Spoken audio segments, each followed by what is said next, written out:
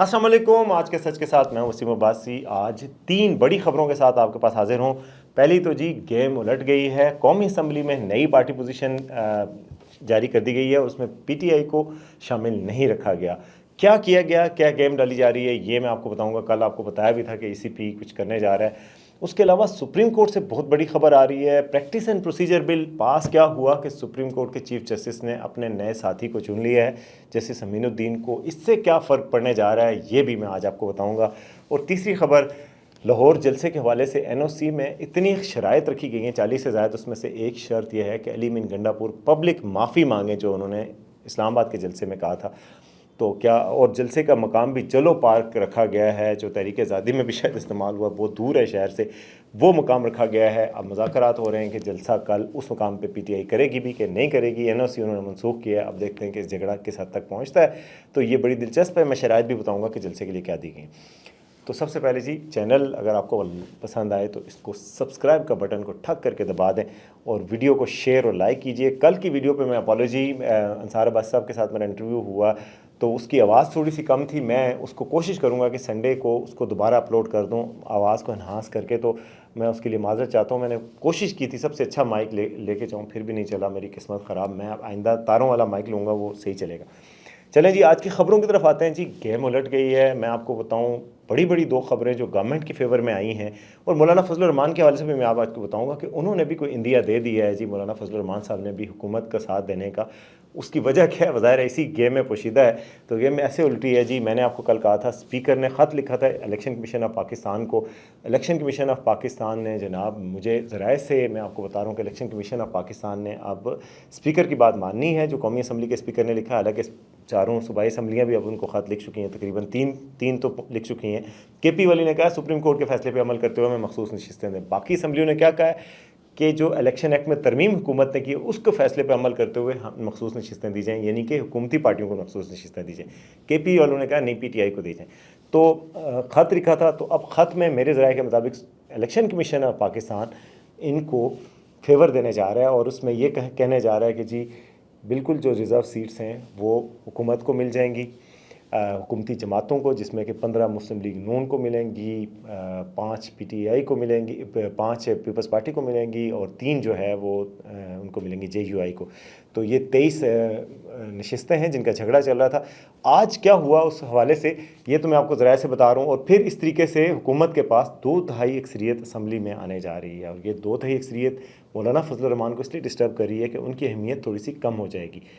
फिर भी मैं आपको बता रहा हूँ, मेरे ज़राए के मुताबिक हुकूमत मौलाना को ऑन बोर्ड रखेगी और मौलाना साहब को साथ ले जाकर दोबारा से तरमीम करने की कोशिश की जाएगी। और ये कोशिश आने वाली है, मतलब अगले महीने के शुरू में कभी इम्कान है, इस महीने के एंड में या अगले महीने के शुरू में दोबारा से तरमीम को पास कराने की कोशिश की जाएगी। और हुकूमत बड़ी कॉन्फिडेंट है कि इस दफ़ा पास हो जाएगी, क्योंकि 2/3 अक्सरियत उनकी इस तरीके से पूरी की जा रही है। आज उस हवाले से एक और पेशरफ्त बहुत बड़ी कौमी असम्बली में आई है और कौमी असम्बली की तरफ से एक लिस्ट दोबारा से जारी कर दी गई है। और उस लिस्ट में क्या कहा गया है जी, कौमी असम्बली की जो दोबारा से आई है उसमें कहा गया कि जी हुकूमती पार्टियों के जो पीटीआई का वजूद ख़त्म कर दिया गया। सुन्नी इत्तेहाद कौंसिल को 80 सीटें दे दी गई। हुकूमती इत्तेहाद को कहा गया कि जो 23 कंट्रोवर्शियल सीटें हैं उनके अलावा जो हुकूमती इत्तेहाद की 213 सीटें नोटिफाई कर दी गई। पीटीआई के जो आज़ाद अरकान हैं उनको, जो 6 अरकान हैं उनको दिए गया। बाकी हुकूमती इत्तेहाद को 213 सीटें बग़ैर कंट्रोवर्शियल सीटों के, अपोजिशन इत्तेहाद को 100 सीटें, तो 313 सीटें ये की गई। और 23 सीटों का कहा गया कि ये मुतनाज़ा सीटें हैं जो कि सुप्रीम कोर्ट और या जो इलेक्शन एक्ट के तहत फैसले को किया जाएगा। लेकिन जो बड़ी चीज़ की गई है वो कि पीटीआई का वजूद ख़त्म कर दिया गया और पीटीआई की सीटें नहीं दी गई। सीटें दी गई हैं जी सुन्नी इत्तेहाद कौंसिल को। और सुन्नी इत्तेहाद को सीटें देने का मतलब ये है कि सुन्नी इत्तेहाद को तो एक भी रिजर्व सीट नहीं मिल सकती। सीटें तो पीटीआई को तब मिलेंगी जब पीटीआई के पास 80 सीटें हों। तो इस वजह से गवर्नमेंट ने ये एक किस्म की वो एक पॉलिटिकल टैक्टिक्स का मुजाहरा किया है और गेम जो है उल्टाने की कोशिश की जा रही है। साथ ही साथ सुप्रीम कोर्ट के हवाले से प्रैक्टिस एंड प्रोसीजर बिल में मज़ीद तरमीम जो है वो कर दी गई है। प्रेसिडेंट ने उस पर साइन कर दिए ऑर्डीनेंस पे, वो ऑर्डीनेंस जारी हो गया, उस ऑर्डीनेंस पे अमल भी हो गया। ऑर्डीनेंस के तहत क्या होगा, अब प्रैक्टिस एंड प्रोसीजर बिल ये हुकूमत ही लेके आई थी पीडीएम की, और इसके तहत ये किया गया था कि चीफ जस्टिस अकेले जो है ना हम ख्याल बेंच ना बना सके, जो कि उमर अता बंदयाल साहब फॉर्मर चीफ जस्टिस बनाते थे। 3 रुकनी बेंच اس کو ختم کرنے کے لیے امینڈمنٹ لائی گئی کہ جی 3 سینئر جج مل کے فیصلہ کریں گے بینچ کون سا ہوگا, کیس کب لگے گا. اب جناب جب یہ اختیار 3 رکنی کمیٹی کو دیا گیا اور یہ چیف جسٹس قاضی فائز صاحب نے حکومت کے اس قانون کو مان لیا تو اور خود ہی اپنا اختیار سرنڈر کر دیا, تو اس سے نقصان یہ ہوا کہ اب جو 2 سینئر موسٹ ججز بنتے تھے وہ جسٹس منیب اختر اور جسٹس منصور علی شاہ بنتے تھے, وہ دونوں حکومت سمجھتی ہے کہ ان کے خلاف ہیں. اب حکومت کو چاہیے, اور اکثریت ان کی ہو جاتی ہے تو سارے کیس تو وہ لگاتے تھے, چیف جسٹس انفیکٹو ہو گئے تھے. حکومت نے ترمیم کر کے اب چیف جسٹس کو دوبارہ افیکٹو ایسے بنایا کہ 3 رکنی کمیٹی کو چینج کر دیا. اور 3 رکنی کمیٹی میں چینج کیا لایا کہ جی 1 رکن تو سینئر پیونے جج ہوں گے جو جسٹس منصور علی شاہ ہیں, یعنی ایک چیف جسٹس ہوں گے, وہ تو ہیں ہی ہیں. تیسرا رکن چیف جسٹس کی مرضی سے لگے گا, تو وہ یعنی کہ چیف جسٹس کی میجارٹی ہو جائے گی, اور جو کیس وہ لگانا چاہیں گے جلدی جس پریورٹی پہ جس بینچ کو تشکیل دینا چاہیں گے وہ کر دیں گے. اس طرح سپریم کورٹ میں حکومت نے ایک ہولڈ حاصل کر لیا ہے کہ اپنے فیوریبل جج صاحب کو امپاور کر دیا ہے. اور اس امپاورمنٹ کا ابھی سے تھوڑی دیر پہلے ایک نوٹیفیکیشن جاری ہو گیا, اور چیف جسٹس صاحب نے پریکٹس اینڈ پروسیجر بل کی امینڈمنٹ کو منظور کرتے ہوئے اپنے ساتھ کمیٹی میں تیسرے جج کو بلا کن کو لائیں, جسٹس امین الدین کو. جسٹس امین الدین وہ ہیں جنہوں نے فیصلہ دیا تھا عمران خان کے خلاف یا پی ٹی آئی کے خلاف فیصلہ دیا تھا مخصوص نشستوں کا, اور جسٹس امین الدین کو بڑا قریبی سمجھا جاتا ہے جسٹس چیف جسٹس قاضی فائز صاحب کے, اور وہ پی ٹی آئی کے بہت پرو پی ٹی آئی نہیں سمجھے جاتے. تو اب آپ دیکھ لیں کہ گیم جو ہے وہ سپریم کورٹ میں بھی الٹائی گئی ہے. سپریم کورٹ سے بھی اور قومی اسمبلی سے بھی حکومت نے اپنا پنجہ مضبوط کرنے کی کوشش کی ہے, حکومت نے اپنی گرپ مضبوط کرنے کی کوشش کی ہے چیزوں پہ, اور پی ٹی آئی کے لیے اس دونوں جگہ پہ سیٹ بیک ہے.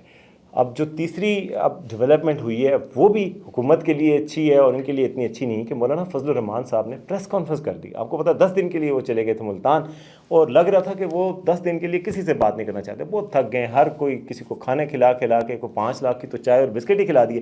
اب انہوں نے کہا میں ملتان جا رہا ہوں بھائی, تم لوگ مجھے تنگ نہ کرو. لیکن جو ہی ان تک یہ خبریں پہنچی جو میں نے کہا کہ گیم الٹ رہی ہے, الیکشن کمیشن کچھ کرنے جا رہا ہے اور قومی اسمبلی کچھ کرنے جا رہی ہے, تو اب انہوں نے مولانا صاحب نے پریس کانفرنس کال کر لی, اور میسج آیا جی 5 بجے پریس کانفرنس ہوگی ملتان میں. اور انہوں نے آ کے جو پریس کانفرنس میں بہت ساری باتیں کی, فوج کے حوالے سے بھی کہا کہ جی پہلے تو فوج کے خلاف کوئی بات سننے کو تیار نہیں ہوتا تھا, اور آج لوگ خلاف باتیں بھی کر رہے ہیں, سب باتیں, لیکن ہم نے تو اندر کی خبر نکالنی تھی. اندر کی بات انہوں نے کی کہ مسودہ جو ہے وہ P T I Peoples Party کا کچھ اور تھا, ہمارا کچھ اور تھا. ہم چاہ رہے ہیں کہ ایک پہ آ جائیں اور قوم کے لیے کچھ کی جائے, اور اس میں انہوں نے سپورٹ کیا کہ ترمیم ہونی چاہیے.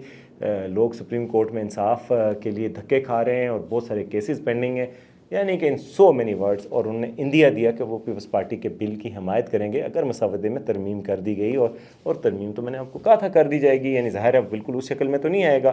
تو گویا مولانا صاحب نے اپنا کنسنٹ دینے کے لیے پریس کانفرنس کی اور بتایا کہ میں راضی ہوں اور آپ آگے بڑھیں. تو گویا حکومت, مولانا, 2/3 اکثریت, سپریم کورٹ, یہ سب ایک پیج پہ آ چکے ہیں, اور اب ترمیم کے حوالے سے فائنل پش ہونے جا رہی ہے. اور مولانا صاحب کا یہ اندیا جو ہے وہ حکومت کے لیے ایک بڑی خبر ہے. اب آتے ہیں جی آج کی آخری خبر کی طرف, اور وہ خبر ہے لاہور جلسہ. لاہور جلسے کے حوالے سے آپ کو پتہ ہے بڑی تیاریاں ہو رہی تھیں, لیکن این او سی کا کہہ رہے تھے کہ نہیں دیں گے, لیکن فائنلی آج حکومت نے این او سی جاری کر دیا. اور اس سے پہلے ہائی کورٹ میں گئی تھی پی ٹی آئی, اور ہائی کورٹ نے حکومت کو کہا تھا, کمشنر لاہور کو, ڈپٹی کمشنر اور کمشنر کو, کہ جی یہ جو ڈسٹرکٹ ایڈمنسٹریشن ہے وہ شام تک فیصلہ کرے یونیورسٹی دینا ہے یا نہیں دینا. نہیں دیتے تو پھر ظاہر ہے ہائی کورٹ میں چیلنج ہوتا, اور ہائی کورٹ اس کو اجازت دے دیتی. حکومت نے بڑی گیم ڈالی یہاں پہ بھی, آج تو گیم کا دن ہے. انہوں نے گیم کیا کی کہ جی این او سی جاری کر دیا, مگر این او سی کیا ہے کہ ایک پورا وہ ہے, لینڈ مائنز ہیں اس میں. میں آپ کو این او سی بتاتا ہوں, اس کی کچھ شرائط, اس کو 40 سے زائد شرائط رکھی گئی ہیں. لیٹر جاری کر دیا گیا جی آپ کو اجازت دی جا رہی ہے, یہ میں آپ کو دکھا بھی دوں گا, اور اس میں کہا گیا جی کہ لیٹر آپ کو جلسے کی اجازت دے دی گئی ہے. پرمیشن فار ہولڈنگ آف جلسہ آن 21 سپٹمبر 2024 ایٹ جلو park ground Lahore from 2 PM to 5 PM, 2 سے 5 تک 3 گھنٹے. تو ڈاکٹر کی اپوائنٹمنٹ نہیں ہوتی, انہوں نے کہا 3 گھنٹے میں جلسہ مکاؤ.